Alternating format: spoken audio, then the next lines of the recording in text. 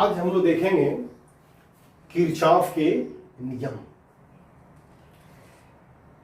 कभी कभी सर्किट में, सरल परिपथ में बहुत कॉम्प्लेक्स हो जाता है तो सिंपल नियम काम नहीं करता है, तो उसको सरल करने के लिए, आसानी से सॉल्व करने के लिए उसने किरचॉफ ने नियम दिया। इसे बोलते हैं वैद्युत परिपथ संबंधी किरचॉफ के नियम। तो उसने दो नियम दिए और दो नियम में पहला नियम को बोलते हैं ऐसे, इसके कई नाम हैं। देखिए, प्रथम नियम या संधि नियम, संधि नियम, फर्स्ट लॉ, फर्स्ट लॉ भी बोलते हैं या इसको जक्सन लॉ भी कहते हैं, जक्सन लॉ, या इसी को बोलते हैं केसीएल, धारा नियम भी बोलते हैं। धारा नियम, धारा बहती है इसमें, इसको ऐसे भी बोलते हैं किरचॉफ धारा नियम। ऐसे किरचॉफ का धारा नियम, Kirchhoff current law, Kirchhoff's current law, current law. इसको शॉर्टकट में हम लोग लिखेंगे केसीएल, ऐसे KCL, KCL, Kirchhoff current law. देखिए कितने नियम हो गए। प्रथम नियम भी बोलते हैं, संधि नियम भी बोलते हैं, इसी को कहते हैं फर्स्ट लॉ या जक्सन लॉ। इसी का नाम है किरचॉफ का धारा नियम, किरचॉफ करंट लॉ, या इसको शॉर्टकट में कहेंगे केसीएल। और एक होता है केवीएल, किरचॉफ वोल्टेज लॉ भी होता है और किरचॉफ करंट लॉ भी होता है। तो केसीएल से लिखते हैं हम लोग। इसका नियम क्या होता है, पहले नियम को लिख लीजिए। होता है किसी वैद्युत परिपथ में, किसी वैद्युत परिपथ में किसी संधि पर, किसी संधि पर मिलने वाली, किसी संधि पर मिलने वाली समस्त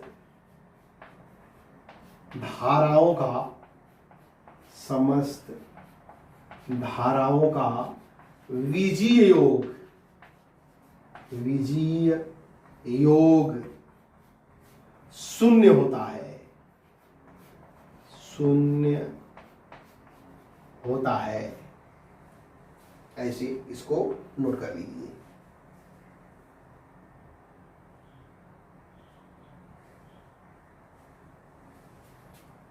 इसको सही कर लीजिए। बीजीय या बीजगणितीय योग शून्य होता है, अर्थात ऊपर मिटाते रहे। इसको समझिए, इसका मतलब क्या, बड़ा आसान होता है, केवल समझना है इसको।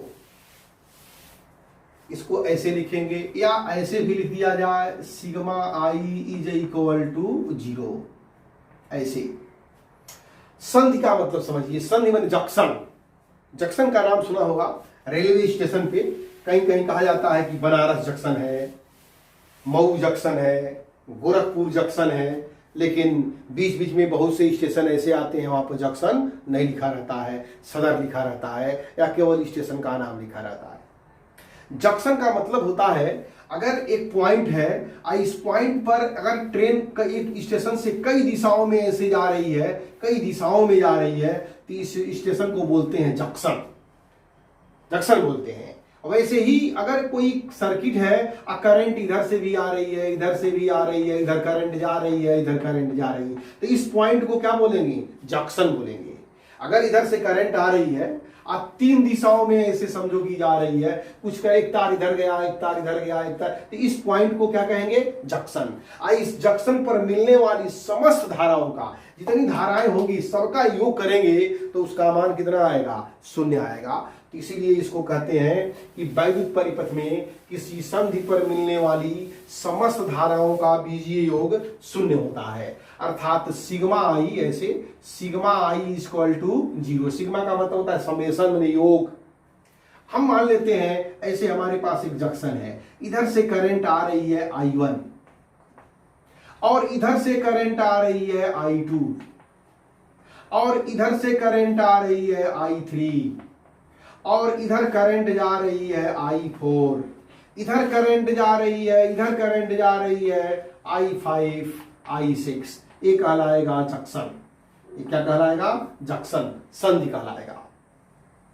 तो उसमें क्या होता है, संधि की ओर आने वाली धाराओं को धनात्मक लिया जाता है और संधि से दूर जाने वाली धाराओं को ऋणात्मक लिया जाता है। तो एक पॉइंट इसमें नोट कर लीजिएगा, ऐसे हमारे पास है, लिख सकते हैं ऐसे, संधि की ओर आने वाली, इसको याद कर लेना है, संधि की ओर आने वाली। ये संधि की ओर आने वाली कौन कौन है? I1 है, I2 है, I3 है। संधि की ओर आने वाली समस्त धाराएं धनात्मक तथा संधि से दूर जाने वाली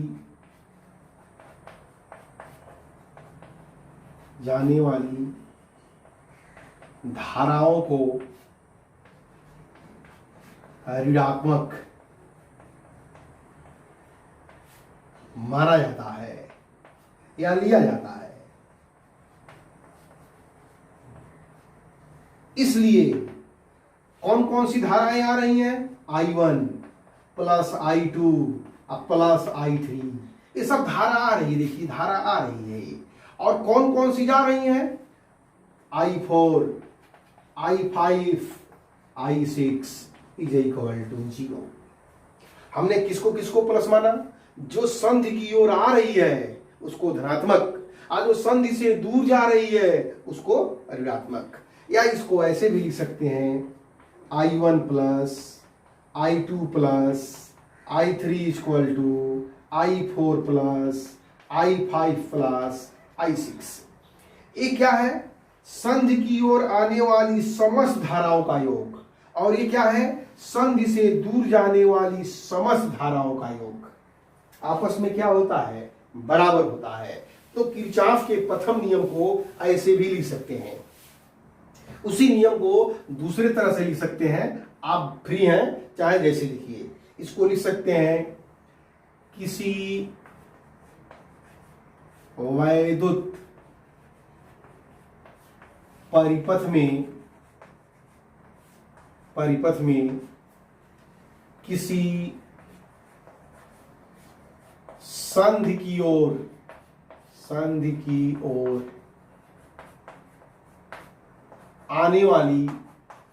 ओर आने वाली समस्त धाराओं का योग संधि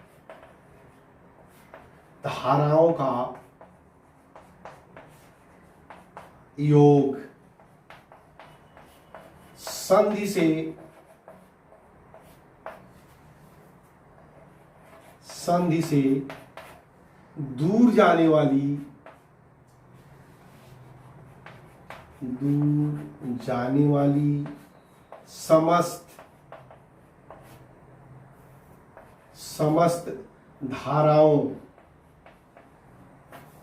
समस्त धाराओं के योग के बराबर होता है। इसको ऐसे भी लिख सकते हैं, किसी वैद्युत परिपथ में किसी संधि की ओर आने वाली समस्त धाराओं का योग संधि से दूर जाने वाली समस्त धाराओं के योग के बराबर होता है। यानी जितनी धारा आती है उतनी धारा चली जाती है। और धारा किसके कारण बहती है? मुक्त इलेक्ट्रॉनों के कारण। मुक्त इलेक्ट्रॉन का मतलब आवेश के कारण। जितना आवेश आया उतना आवेश चला गया। तो इसीलिए कहते हैं कि किरचॉफ का प्रथम नियम जो होता है आवेश संरक्षण के सिद्धांत पे कार्य करता है। तो इसको कहीं नोट कर लीजिए, नोट ऐसे लिख दीजिएगा, नोट, नोट में लिख दीजिएगा केसीएल, केसीएल माने किरचॉफ करंट लॉ या किरचॉफ का प्रथम नियम या किरचॉफ का संधि नियम। केसीएल आवेश संरक्षण के सिद्धांत पर कार्य करता है, सिद्धांत पर कार्य करता है। ऐसे नोट कर लीजिए, नोट में याद कर लीजिए। केसीएल का मतलब किरचॉफ करंट लॉ या संधि लॉ या प्रथम नियम। पूछता है कि किरचॉफ का प्रथम नियम किस सिद्धांत पे कार्य करता है, तो कहेंगे किरचॉफ का प्रथम नियम आवेश संरक्षण के सिद्धांत पे कार्य करता है। आवेश संरक्षण के सिद्धांत, आवेश संरक्षण का मतलब होता है इसमें आवेश का क्षय नहीं होता है, जितना आवेश आएगा उतना आवेश चला जाएगा। इसको नोट कर लीजिए।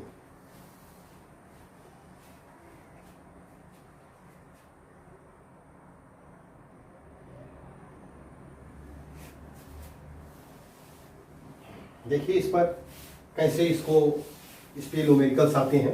एक न्यूमेरिकल देखते हैं यहाँ पे। ए संधि है, इधर से करंट आ रही है 2 एम्पियर, इधर से करंट आ रही है 3 एम्पियर, इधर से करंट आ रही है मान लीजिए 2 एम्पियर।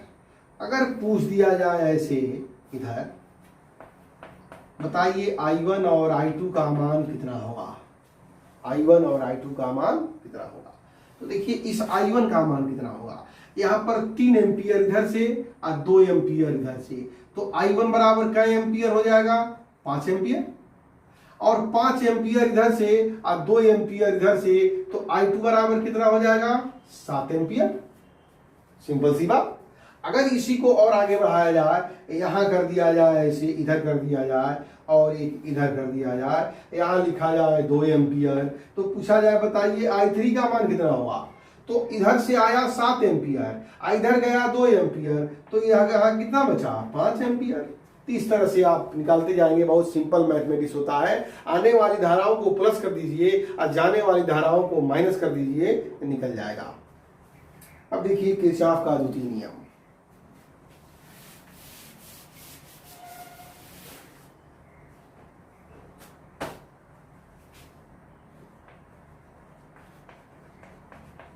द्वितीय नियम इसको बोलते हैं, या पास नियम भी बोलते हैं इसको, पास नियम। Second law,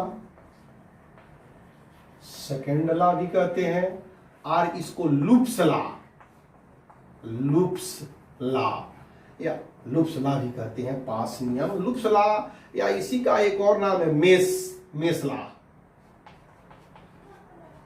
mess law.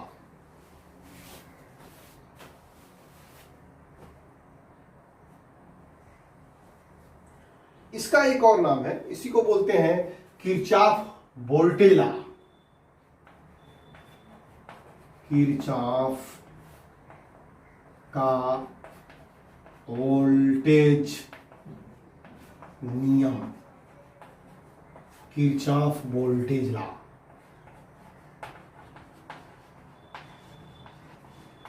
Kirchhoff's voltage law, इसको शॉर्टकट में कहते हैं केवीएल, किरचॉफ वोल्टेज लॉ। हम लोग केसीएल और केवीएल जानेंगे। जानिए, कभी कभी कह देता है किरचॉफ का द्वितीय नियम लिखो, किरचॉफ का प्रथम नियम लिखो, किरचॉफ का संधि नियम लिखो, किरचॉफ का पास नियम लिखो। पास को लूप भी कहते हैं, मेस भी कहते हैं, और इसी को बोलते हैं किरचॉफ के वोल्टेज नियम को लिखो। तो सभी नियम का नाम जानना जरूरी है। अब इस नियम को कैसे लिखेंगे, इसको ध्यान देना है आपको। इसको आप पहले नोट कर लीजिए।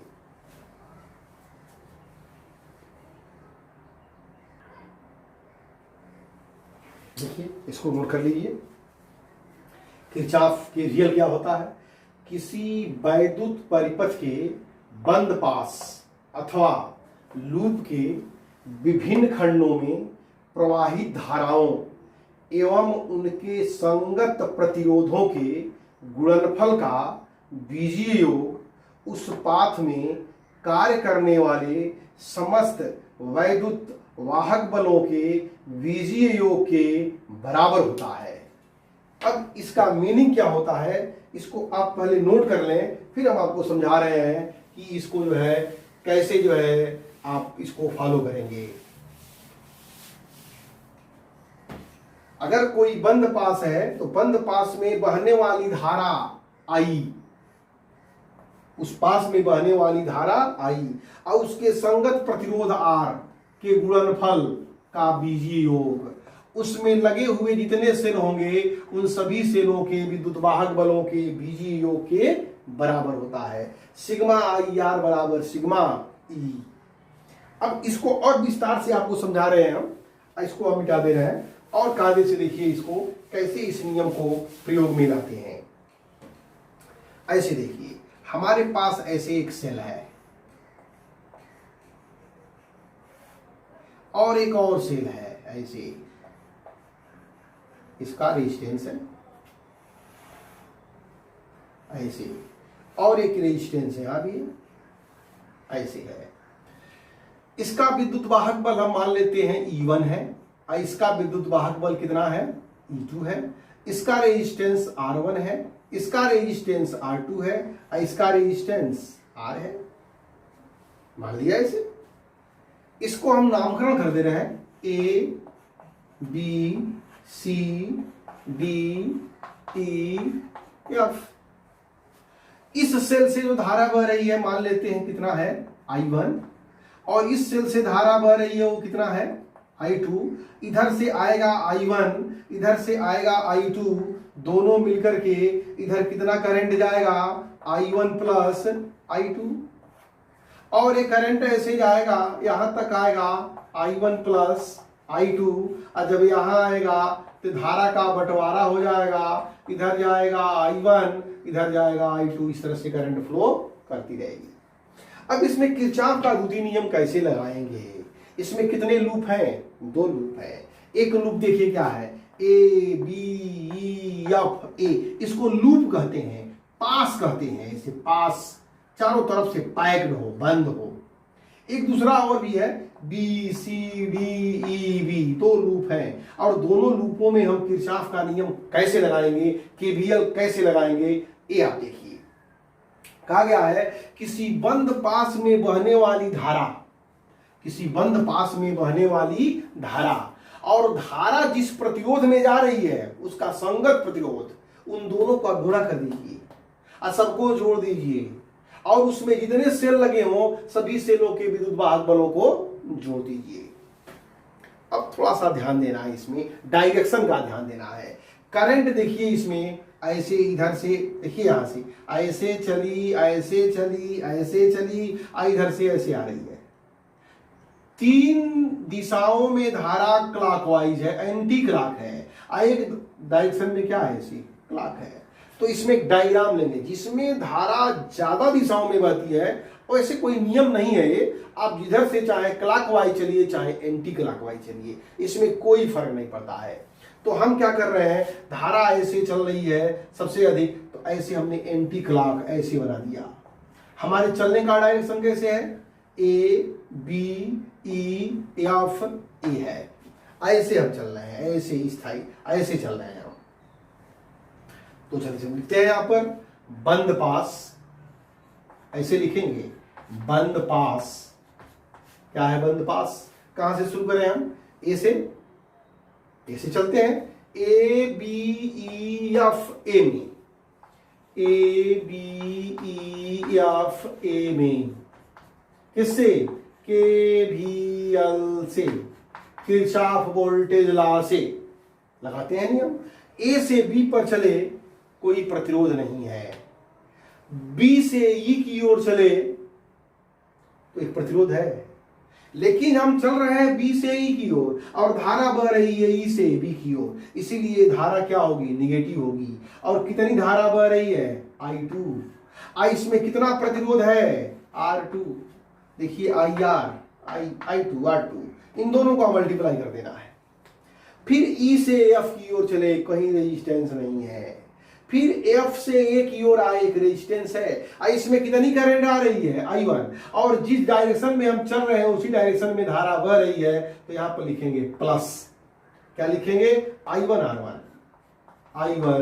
R1 इज इक्वल टू, अब कहीं रेजिस्टेंस नहीं है। अब आइए देखिए, अब विद्युत वाहक बल दो सेल हैं। इस सेल से धारा बह रही है हमारे चलने के डायरेक्शन में, इस सेल से धारा बह रही है जिस दिशा में हम चल रहे हैं उसके विपरीत दिशा में, तो ये पॉजिटिव होगा और ये निगेटिव होगा।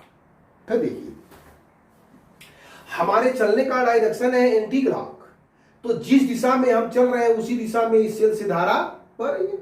हम चल रहे हैं इसमें यहां पर बी से ई की ओर और धारा बह रही है ई से बी की ओर, इसीलिए निगेटिव होगा। तो यहां पर लिखेंगे E1 माइनस E2। पहले वाले लूप का काम हो गया। सेकेंड लूप में देखते हैं, इसमें देखते हैं B C D E B में बंद पास लिखिए, B C D E B में किससे, के वी एल से, किरचॉफ वोल्टेज लॉ से। देखिए बी से सी की ओर चल रहा है, कहीं पर रेजिस्टेंस नहीं है, लेकिन सी से डी की ओर चलेंगे तो एक रेजिस्टेंस है आर। कितनी धारा इसमें बह रही है, I1 प्लस I2। हम डी पे आ गए, डी से ई पर कहीं रेजिस्टेंस नहीं है, ई से बी पर जिस दिशा में चल रहे हैं इसको भी हमने ऐसे बना दिया एंटी क्लॉक। ई से बी की ओर चल रहे हैं और जिस दिशा में चल रहे हैं उसी दिशा में धारा बह रही है, I2 है R2 है, तो लिखेंगे plus I2 R2 is equal to. अब सेल की बारी आ रही है, इसमें केवल एक ही सेल है और जिस दिशा में चल रहे हैं उसी दिशा में धारा बह रही है, तो बराबर लिख देंगे E2। इसको बोलते हैं किरचॉफ वोल्टेज लॉ। अगर आपको समझ में ना आया हो तो इसको हम फिर से समझा रहे हैं, आप फिर से समझने की कोशिश करिए। पहले इसको नोट कर लीजिए।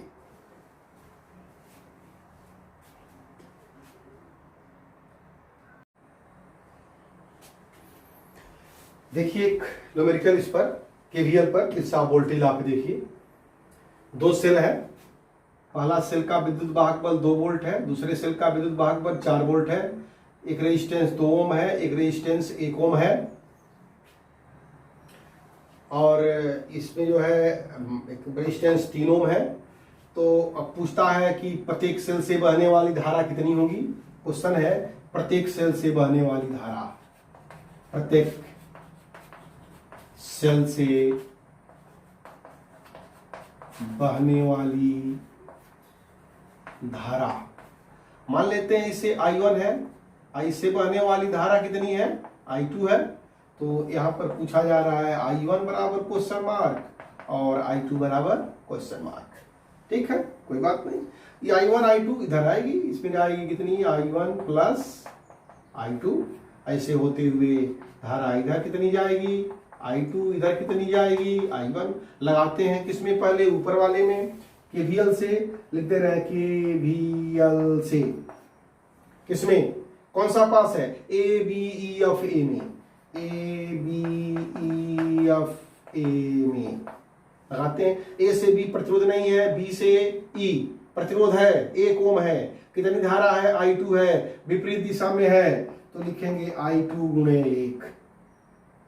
E से F एक भी रेजिस्टेंस नहीं है, F से A कै ओम है, 2 ओम। कितनी धारा, I2, तो लिखेंगे plus 2 I2 is equal to कै वोल्ट, 2 वोल्ट प्लस, देखिए ए होगा माइनस, इसमें करंट ऐसे जा रहा है, इसमें करंट ऐसे जा रहा है, हमारा डायरेक्शन ऐसे है, ऐसे है, तो 4 वोल्ट है तो -4।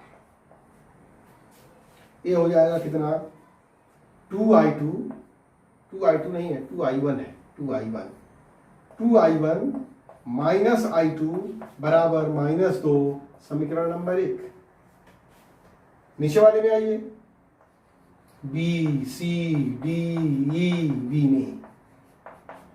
यहां से चले, यहां से यहां तक गए 3 ओम, 3 यानी I1 प्लस I2। यहां से यहां, फिर यहां से यहां आए कै ओम, 1 ओम, धारा I2 प्लस I2 बराबर कै वोल्ट का सेल है, 4 वोल्ट बराबर 4। हल करेंगे 3I1 plus 3I2 plus I2 बराबर 4। 3I2 I2 मिलकर के 4I2, 3I1 plus 4I2 is equal to 4। समीकरण नंबर 2। समीकरण 1 और 2 को हल करके I1 और I2 का मान क्या करेंगे, ज्ञात कर लेंगे। देखिए कैसे। 2 समीकरण हमारे पास हैं, एक समीकरण 1, समीकरण नंबर 2। ये I2 है, इसमें 4I2 है, इसमें 4 का मल्टीप्लाई कर दे रहे हैं। समीकरण 1 में 4 का गुणा करके और समीकरण 2 के साथ जोड़ने पर समीकरण 1 में 4 से गुणा करके समीकरण 2 में जोड़ने पर इसमें 4 का गुणा कर रहे हैं, 4 दूनी 8, 8I1 minus 4I2 is equal to minus 4 दूनी 8। जोड़ देना है इसमें 3I1 plus 4I2 is equal to 4। जोड़ दीजिए, एक कट जाएगा, 8 3 11 I1 बराबर माइनस 4। तो यहां से I1 बराबर आ गया माइनस 4/11 एम्पियर। आंसर हो गया। I1 का मान माइनस 4/11 एम्पियर। I1 का मान समीकरण 1 या 2 किसी में रख दीजिए। I1 का मान समीकरण 1 में रखने पर यहीं पे रख दे रहे हैं। समीकरण 1 में I1 की जगह पर लिखेंगे 2 गुणे 4/11 माइनस I2 बराबर माइनस 2। तो 4 दूनी 8, 8/11 प्लस 2 बराबर I2। तो यह हो जाएगा I2 बराबर 11 दूनी 22। अब 22 और 8 30/11 एम्पियर। अगर पूछ देता कि 3 एम्पियर 3 ओम में बहने वाली धारा, 3 ओम में बहने वाली धारा अगर पूछा होता तो I1 प्लस I2 निकाल देते। I1 प्लस I2 बराबर I1 का मान अभी निकाला गया है माइनस 4/11, अब प्लस 30/11। तो यह हो जाएगा 26/11 एम्पियर। इसमें जो धारा बहेगी 3 ओम में।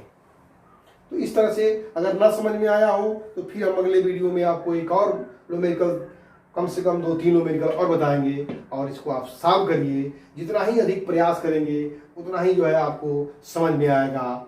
और देखते रहिए किरचॉफ का KCL और KVL रूल।